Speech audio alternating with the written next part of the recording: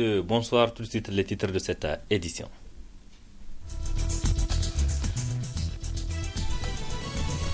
Soutenir l'allaitement aux côtés des mères, c'est le thème de la semaine mondiale de l'allaitement maternel dont les activités ont été lancées ce lundi par le ministre de la Santé publique.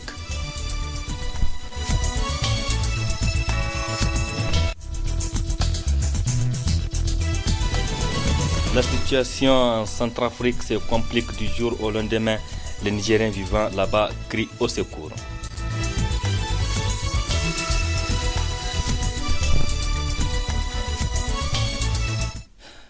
Lundi 23 décembre 2013, mesdames, messieurs, bonsoir et bienvenue sur cette édition sur la télévision Labari. Cette brève pour commencer, nous l'apprenons à l'instant même que la Cour d'État a ordonné la suppression de l'exécution du message radio du ministre de l'Intérieur dans un arrêt qu'elle a rendu cet après-midi. La Cour d'État a pris cette décision suite à sa saisine par le parti de Mamana Hamissou. Nous y reviendrons plus en détail.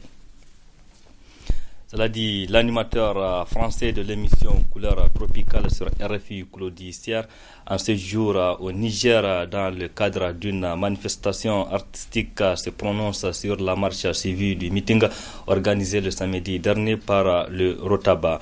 Pour la vedette de RFI, cette prise de conscience de la société civile nigérienne est salutaire car selon lui, le partenariat entre Areva et Niger doit être un partenariat gagnant-gagnant et non un partenariat gagnant-perdant.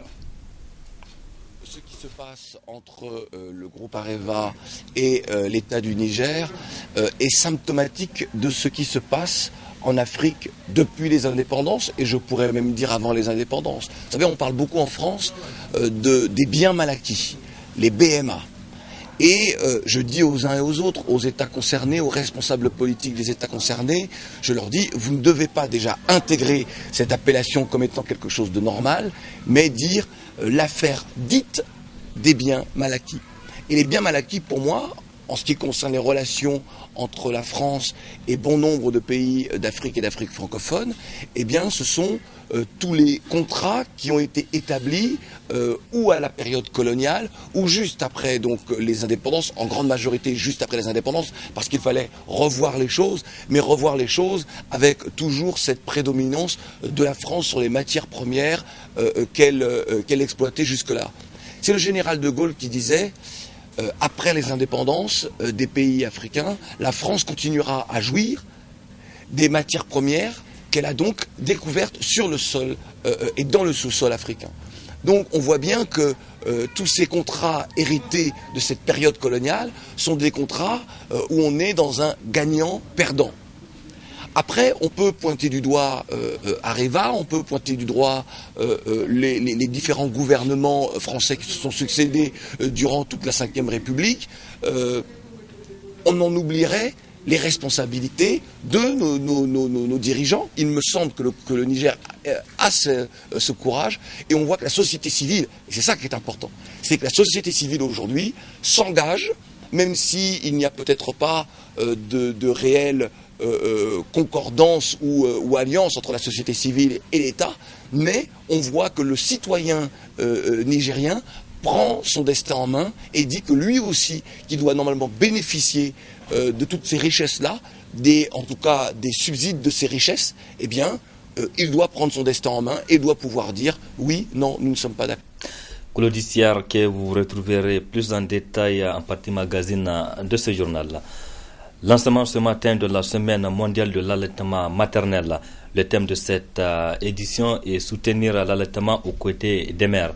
C'est le ministre de la Santé publique qui a procédé au lancement des activités en présence de l'épouse du Premier ministre, de la représentante de la Première Dame, des membres du gouvernement et de plusieurs autres invités, parmi lesquels Ibrahim Tikere et Omar Moussa. C'est la maternité Lazare qui a abrité la cérémonie de lancement des activités de la Semaine nationale de l'allaitement maternel édition 2013. Placée sous le thème « Soutenir l'allaitement aux côtés des mères », la célébration de cette semaine sera marquée par plusieurs activités dans le but d'impulser les meilleures pratiques d'alimentation du nourrisson et du jeune enfant. L'on peut citer le conseil par les pairs qui est un moyen efficace et financièrement rentable pour atteindre un plus grand nombre de mères plus fréquemment. Le représentant par intérim de l'UNICEF explique davantage. Proche des mères, ces conseillers en allaitement maternel deviennent une source importante de soutien pour les mères allaitantes qui ont des questions ou des difficultés pressantes. La clé pour de meilleures pratiques de l'allaitement maternel est simplement un soutien constant de la mère qui allaite au sein de son foyer et de la communauté.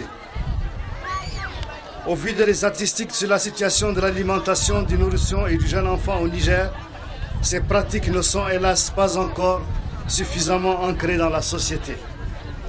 Néanmoins, des actions et des initiatives sont entreprises ici et là pour la mise en place de groupes de soutien aux mères allaitantes au niveau communautaire.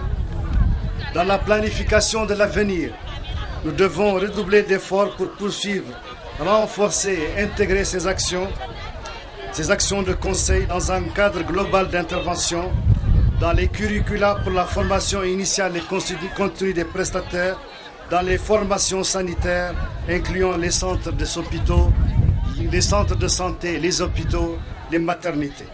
Dans le discours du lancement des activités de la Semaine nationale de l'allaitement maternel, le ministre de la Santé publique a d'abord regretté que de nouveau-nés reçoivent à la place du lait maternel divers liquides qui sont le plus souvent nocifs à leur santé.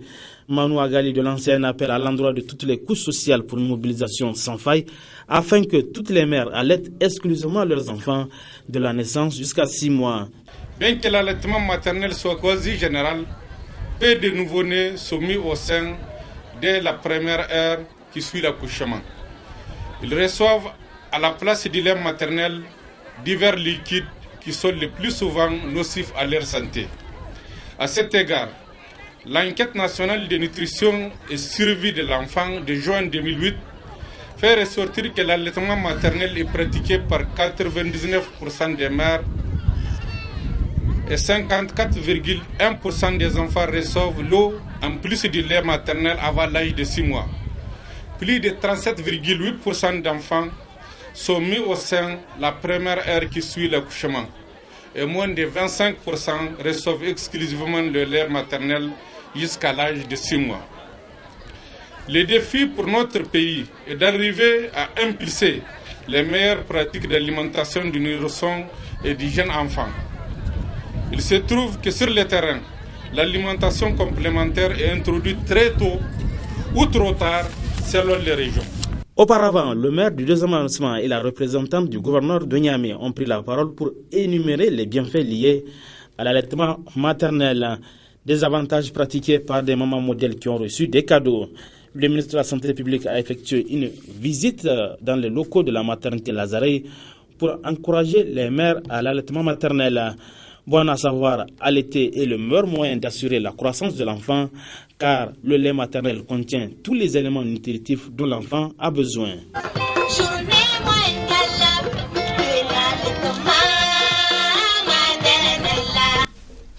Santé encore, la coordination intersectorielle de lutte contre le VIH-Sida de la région de Niamey poursuit sa mission de sensibilisation couplée au dépistage. Ce lundi, la délégation était au campus de l'université Abdul Moumouni de Niamey pour apporter son message. Le compte rendu de Youssouf Omar et Ibrahim Abdou. Après l'IFTIC et la maison d'arrêt de Niamey, la coordination régionale intersectorielle de lutte contre le VIH-Sida accompagnée par l'ONU-SIDA a atterri à l'université Abdou Moumouni pour le même exercice. Conférence débat autour du virus du sida pour sensibiliser les étudiants sur la pandémie. Au menu également des 2 journées dépistage volontaire. Nous ciblons surtout les groupes à haut risque qui constituent un noyau de diffusion de propagation du VIH et également les jeunes. Surtout, nos actions, c'est envers les jeunes scolarisés cette année. Parce que les jeunes scolarisés, ce sont les futurs présidents, les futurs ministres du pays. Donc, il faut qu'ils soient en bonne santé, il faut qu'ils aient l'information par rapport à cette pandémie du VIH. C'est vrai que des efforts ont été faits pour éradiquer la maladie, mais il n'en demeure pas moins que la situation reste encore préoccupante. Au Niger, malgré les avancées significatives réalisées dans la riposte au VIH, grâce à l'engagement de son Excellence Alhaji Issouf Mahamadou, président de la République, chef de l'État, président du Conseil national de lutte contre le sida, et l'accompagnement des partenaires techniques et financiers, la situation reste préoccupante et requiert davantage d'engagement de chacun de nous tous et de l'ensemble de la communauté. Cette campagne de sensibilisation et de dépistage a pour objectif d'atteindre les 3 zéros. 0 nouvelle infection, 0 décès lié au VIH, 0 stigmatisation. La coordination intersectorielle régionale de lutte contre le sida et ses partenaires sont déterminés pour gagner le pari. Situation difficile pour les ressortissants nigériens vivant en Centrafrique où de nouvelles turbulences ont eu lieu ce lundi. Des soldats tchadiens de la force africaine ont ouvert le feu sur des manifestants. Des Nigériens donc qui crient au secours demandent aux autorités de leur venir en aide. Témoin d'un ressortissant nigérien que nous avons joint au téléphone ce matin.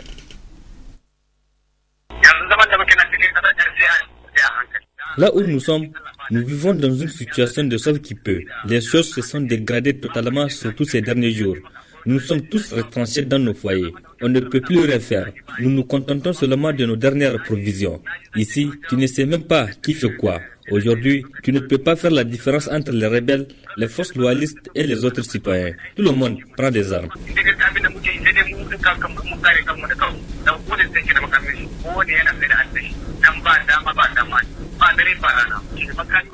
En ce qui nous concerne, on aurait appris que les autorités nigériennes ont instruit les soldats français de nous sécuriser. Mais comment est-ce que ces militaires qui contribuent eux-mêmes à la dégradation de la situation dans ce pays vont nous sécuriser?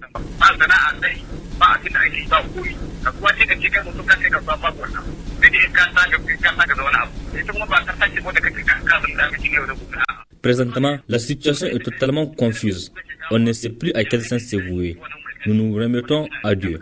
Ici en RCA, il y a une forte communauté nigérienne. Mais c'est la situation des femmes et des enfants qui constitue notre principale inquiétude. Si les autorités de Niamey peuvent faire un effort pour les évacuer, ça allait nous soulager. Nous lançons une fois de plus un appel au président de la République, Issouf Mahamadou, de secourir les ressortissants nigériens, notamment, je rappelle, les femmes et les enfants qui sont dans une situation incertaine. Vraiment, la situation va de mal en pis dans ce pays.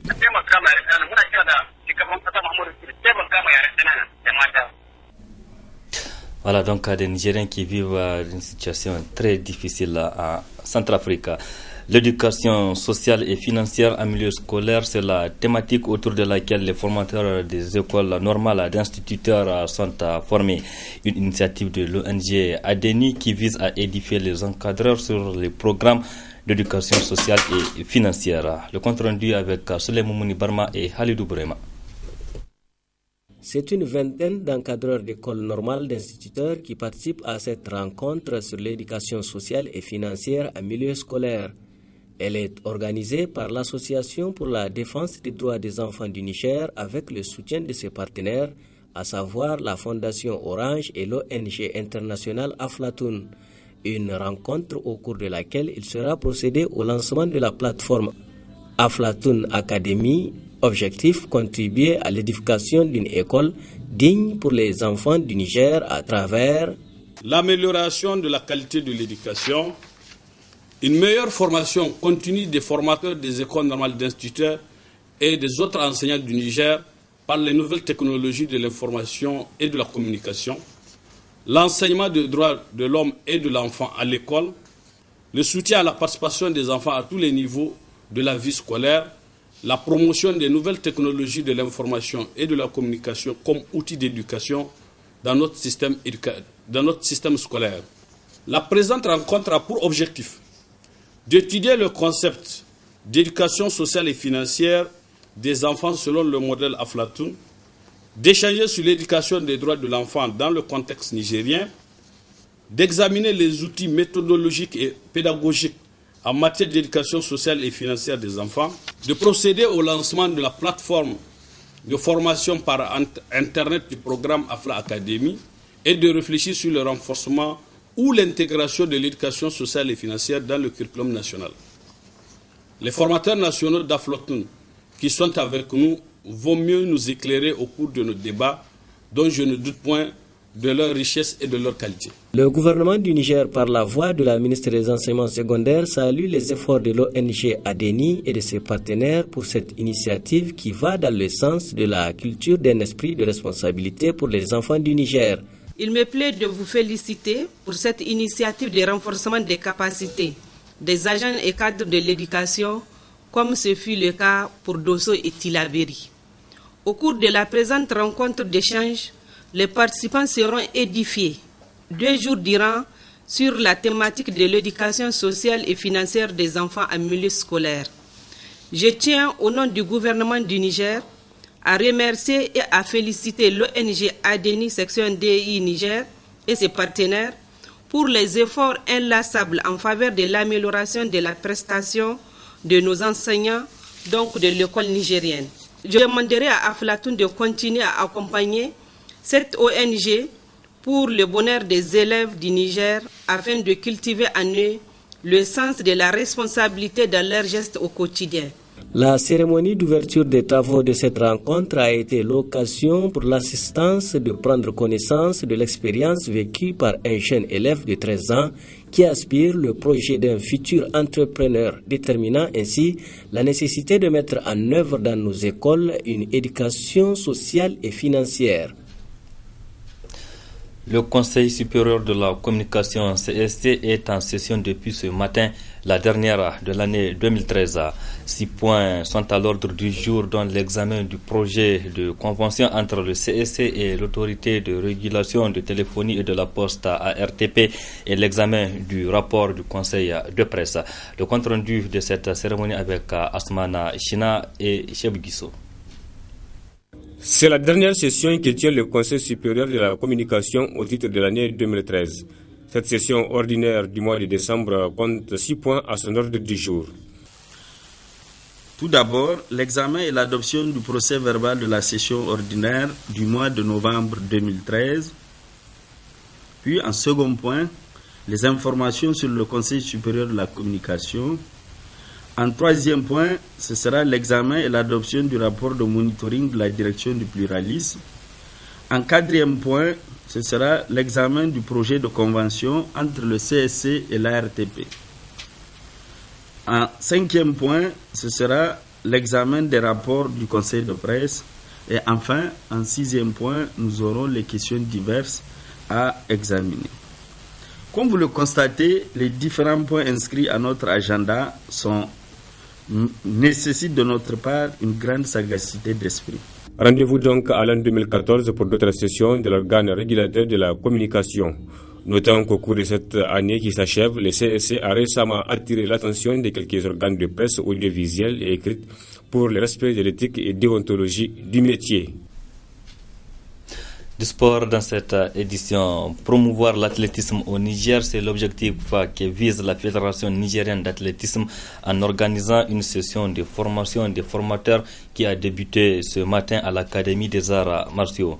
Une formation qui entre dans le cadre de Kids Athletics, un programme dans les écoles primaires du Niger pour donc vulgariser ce qu'ils auront appris à la base.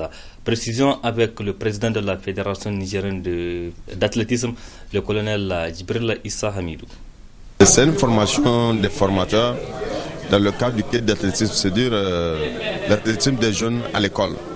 Parce que nous avions compris que pour ne pas qu'il y ait rupture au niveau des athlètes, il faut commencer à partir de la base. Donc des jeunes enfants, on va essayer de fidéliser à l'athlétisme, qui vont essayer d'aimer l'athlétisme et en faire une carrière. D'abord, nous avions à signer des conventions, d'abord avec le ministère de l'Éducation nationale et aussi avec la Fédération internationale. Parce qu'en fait, c'est un projet sur 3 ans. Donc c'est lors de la visite du président de l'IDESAF ici à Niamey à la conférence de la Conféges, nous avions échangé et nous avions pu les convaincre de la nécessité pour le Niger d'avoir un tel projet. Parce que jusqu'à présent, c'est un projet qui n'est pas assez vulgarisé dans le monde. Et je peux dire, même sans risque de me tromper, que le Niger est l'un des premiers, en tout cas ce n'est pas le premier pays francophone à bénéficier de ce projet-là. Normalement, s'il y a un suivi, parce que là, il ne suffit pas de former des formateurs qui vont aller mettre la formation dans les placards. Donc il faut qu'il y ait des formateurs consciencieux, des formateurs qui savent pourquoi ils ont été formés et qu'est-ce qu'on attend d'eux. Et surtout, qui peuvent être à la hauteur de cette formation, qui peuvent encourager les enfants, les jeunes Nigériens, les jeunes écoliers à faire de l'athlétisme et pourquoi pas à vulgariser l'athlétisme dans leur région. Parce qu'à partir de leur formation, ils ont la mission aussi non seulement de former d'autres formateurs, mais aussi de vulgariser l'athlétisme dans la région dans laquelle ces formateurs-là se trouvent. Comme annoncé, nous en venons à présent à la partie magazine de cette édition qui porte sur l'entretien accordé par Claude Siard à la télévision Labari. Un entretien qui parle en général de politique, notamment des relations entre l'Occident et l'Afrique. Très bonne réception. Ce qui se passe entre le groupe Areva et l'État du Niger est symptomatique de ce qui se passe en Afrique depuis les indépendances, et je pourrais même dire avant les indépendances. Vous savez, on parle beaucoup en France des biens mal acquis, les BMA. Et je dis aux uns et aux autres, aux États concernés, aux responsables politiques des États concernés, je leur dis, vous ne devez pas déjà intégrer cette appellation comme étant quelque chose de normal, mais dire l'affaire dite des biens mal acquis. Et les biens mal acquis, pour moi, en ce qui concerne les relations entre la France et bon nombre de pays d'Afrique et d'Afrique francophone, eh bien ce sont tous les contrats qui ont été établis ou à la période coloniale ou juste après donc les indépendances, en grande majorité juste après les indépendances, parce qu'il fallait revoir les choses, mais revoir les choses avec toujours cette prédominance de la France sur les matières premières qu'elle exploitait jusque-là. C'est le général de Gaulle qui disait après les indépendances des pays africains, la France continuera à jouir des matières premières qu'elle a donc découvertes sur le sol et dans le sous-sol africain. Donc on voit bien que tous ces contrats hérités de cette période coloniale sont des contrats où on est dans un gagnant-perdant. Après, on peut pointer du doigt Areva, on peut pointer du doigt les différents gouvernements français qui se sont succédés durant toute la Ve République. On en oublierait les responsabilités de nos dirigeants et partout en Afrique. Et pour revenir, donc, c'est pour ça que je voulais vraiment planter ce décor-là. Bien comprendre qu'il y a pour moi des biens mal acquis qui résultent de la période coloniale. Mais dans un deal, il y a toujours deux personnes. Il y a celui qui a la main et il y a celui qui voudrait que les choses changent. Et il ne faut pas avoir peur, avoir, vous savez, cette mentalité un peu de coloniser qui fait que l'on accepte tout, mais il faut pouvoir dire à l'autre, eh bien, nous voulons que ça change. Et c'est ce que le Niger fait aujourd'hui en disant, nous devons renégocier nos contrats, ce qui est normal.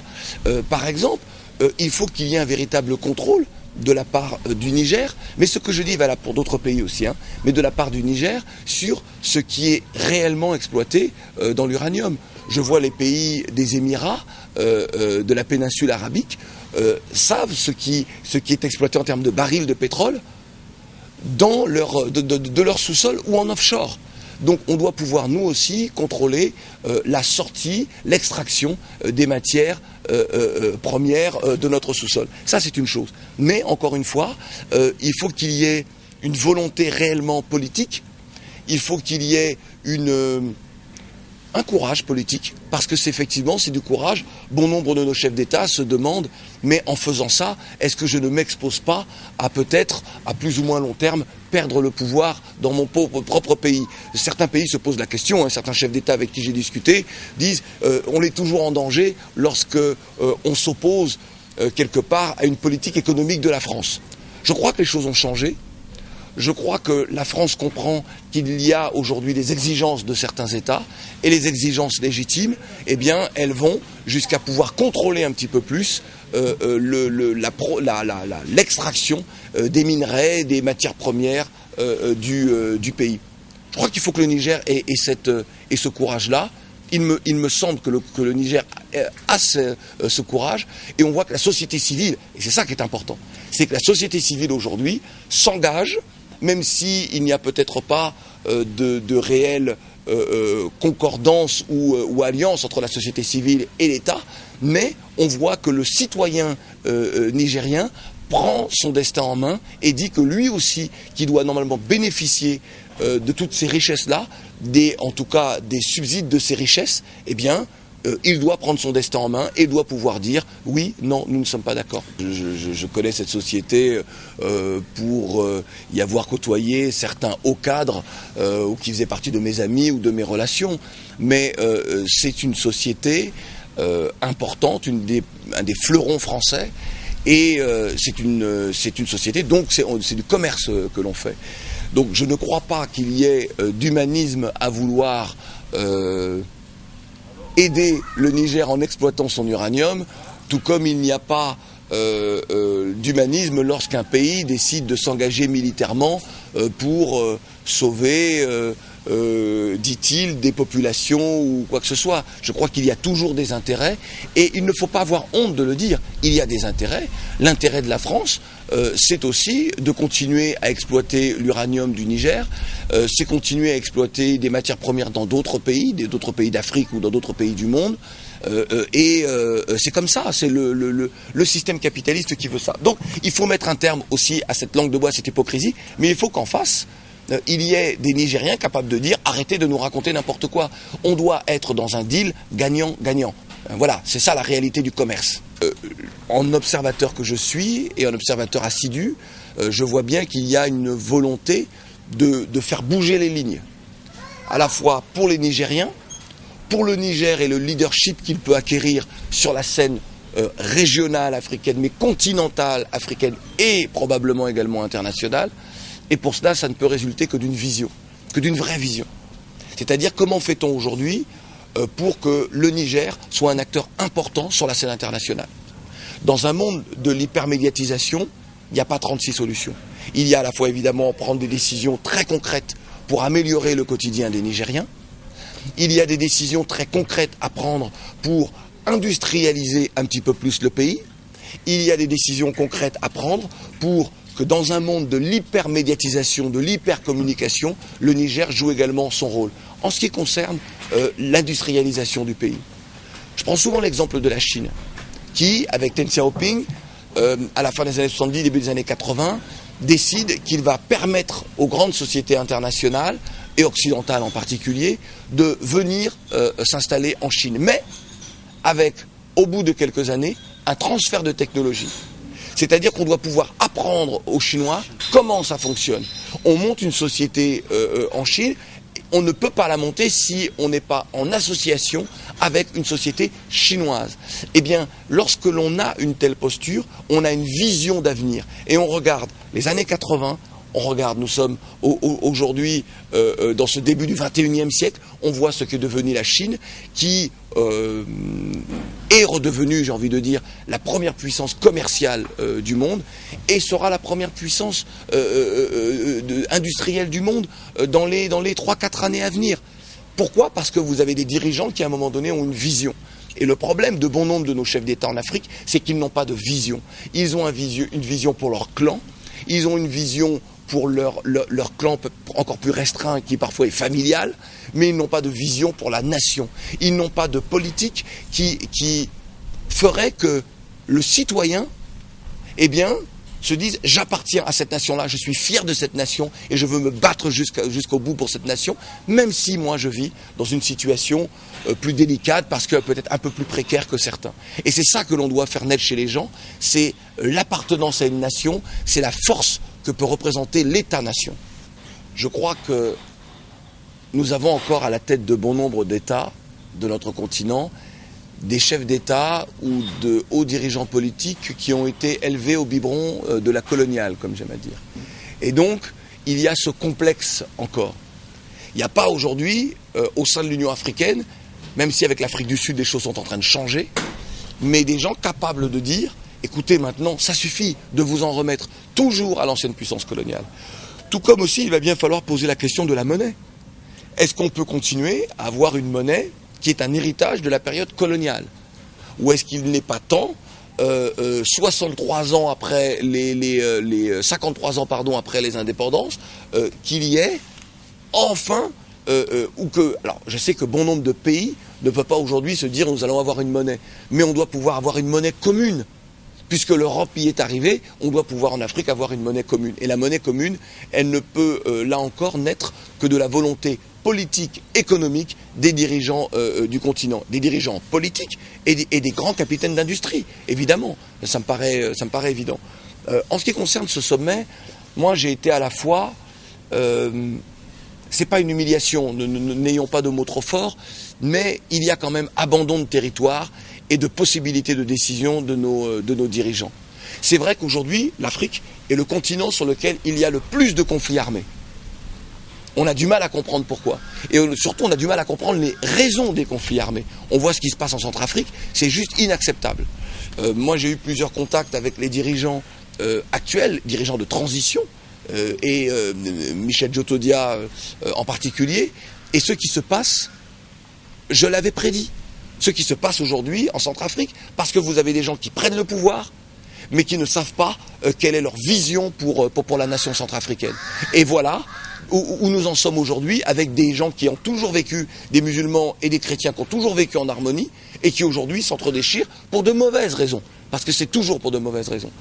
Le jour où nos dirigeants auront à la fois une vraie vision, respecteront les populations, auront une exigence d'excellence dans leur travail pour les populations, nous n'aurons plus besoin d'avoir des sommets en Europe ou je ne sais dans quel pays du bloc occidental, aux États-Unis ou ailleurs. C'est ça le vrai problème. Je vais vous donner un exemple significatif de ce manque de décision, de ce manque de leadership de l'Afrique. Lorsque Kadhafi est menacé, militairement par l'OTAN, mais avant ça politiquement par l'Europe,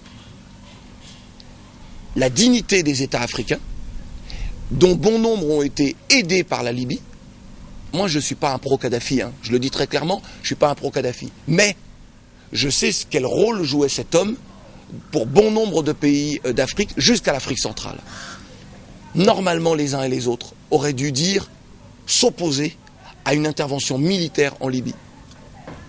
Pas seulement pour sauver Kadhafi, mais parce qu'il en allait de la souveraineté de l'Union africaine et des États africains. Ils ne l'ont pas fait. Qu'est-ce qui découle de cela, de ce manque de décision? Eh bien, ce sont tous les djihadistes qui se sont attaqués au Mali, qui auraient pu également s'attaquer à l'État du Niger, qui auraient pu vraiment sanctuariser une grande partie des régions, de cette région en tout cas du continent, et il a fallu une intervention militaire française. Qui dit intervention militaire française, dit quelque part, mais je le dis sans aucun, dit occupation quelque part d'un territoire. Mais, et c'est normal, lorsqu'on mène une opération militaire, on ne mène pas une opération militaire et puis pour se retirer la semaine suivante. C'est tout à fait normal. Encore une fois, je ne parle pas volontairement, je n'ai pas employé le terme de néocolonialisme, mais lorsque vous demandez à des militaires d'être sur un terrain d'action, forcément, après, il faut sécuriser ce terrain-là.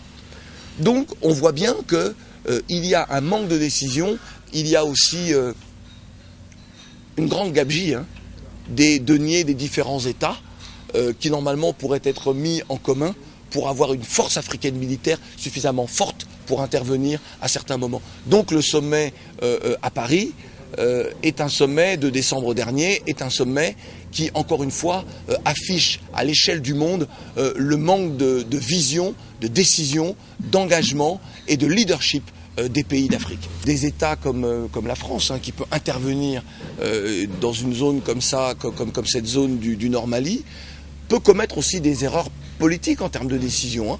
Ce n'est pas impossible. Et je crois que sur cette question-là, je crois que la France a commis une erreur d'appréciation en permettant, moi j'ai eu des mots très durs envers le MNLA, en permettant au MNLA de contrôler cette zone-là. Moi j'ai 2 de mes amis qui ont été tués. Claude Verlon et Ghislaine Dupont, qui ont été tués dans cette zone-là, soi-disant contrôlée par le MNLA, sécurisée par le MNLA. Comment peut-on, devant la maison d'un responsable du MNLA, enlever une journaliste et un technicien réalisateur de Radio France, les emmener dans le désert et les tuer comme ça froidement, sans que les gens du MNLA aient dit « Hey, ici vous êtes chez nous, vous ne touchez à personne ». Comment peut-on expliquer ça? Donc, moi, j'ai un avis sur le MNLA et j'ai également un avis sur la France qui se trompe en faisant confiance aux gens du MNLA. Mais peut-être n'a-t-elle pas eu le choix encore une fois. Hein. Mais on en revient à ce que je disais tout à l'heure. Lorsqu'on vous demande d'intervenir militairement sur une zone comme celle-ci, après, lorsque vous occupez, après, ça veut dire que c'est vous qui dictez la politique. C'est vous qui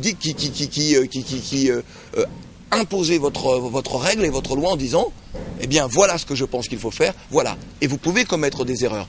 Mais encore une fois, la première erreur, elle incombe bien à l'État malien qui a été incapable de repousser ces rebelles, qui n'a pas eu une armée capable de le faire. Et au moment où les Tchadiens se battaient, où les Français se battaient, eh bien des soldats maliens se battaient entre casernes proches de Bamako. Enfin, comment mais quelle honte, j'ai envie de dire.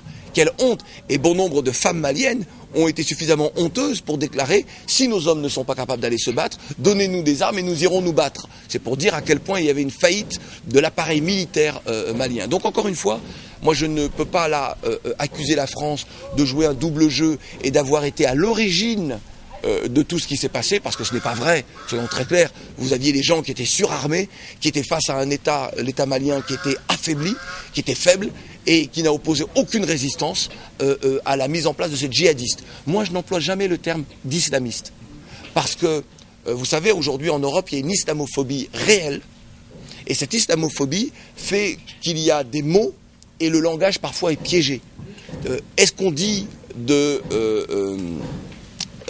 comment dire, de cette armée de libération du Seigneur en Ouganda, est-ce qu'on dit de cette armée de libération du Seigneur qu'elle est composée de christianistes? Non. Mais on parle d'islam modéré, comme si l'islam en règle générale est une religion de terroristes, de meurtriers, extrêmement violente, et qu'il y aurait des islamistes ou un islam modéré. L'islam modéré, cette expression-là est tout aussi impropre que islamiste. Il y a des djihadistes, il y a des terroristes, et on trouve des gens qui mènent des croisades lorsque ce sont des chrétiens, et qui sont des terroristes lorsque ce sont des chrétiens. Donc il faut faire très attention aux mots que nous employons, et moi je n'emploie jamais le terme d'islamiste. Il faut que nous fassions attention parce que c'est jeter l'opprobre sur la religion islamique. Je trouve que Barack Obama est un homme d'un pragmatisme impressionnant. Et il a eu raison d'aller jusqu'au bout de cet accord, quitte à perdre quelque chose. Il a eu raison d'aller jusqu'au bout et de permettre à l'Iran de sortir par cette porte qui était toujours entrouverte. Ça c'est de l'intelligence. On a vu l'opposition de la France sur ça, et je trouve que l'opposition était une opposition plus dogmatique qu'une opposition sur des réalités. Maintenant, l'Iran a commis il y a quelques années une erreur en signant cet accord de non-prolifération en ce qui concerne le nucléaire, et malheureusement qui lui a fermé toutes les portes, parce qu'on sait bien qu'Israël possède l'arme nucléaire, et on ne dit rien à Israël qui quelque part menace ses voisins, très clairement. Maintenant, on voit sur le dossier syrien que les Occidentaux ont commencé à comprendre, puisqu'ils ont un problème avec l'islam.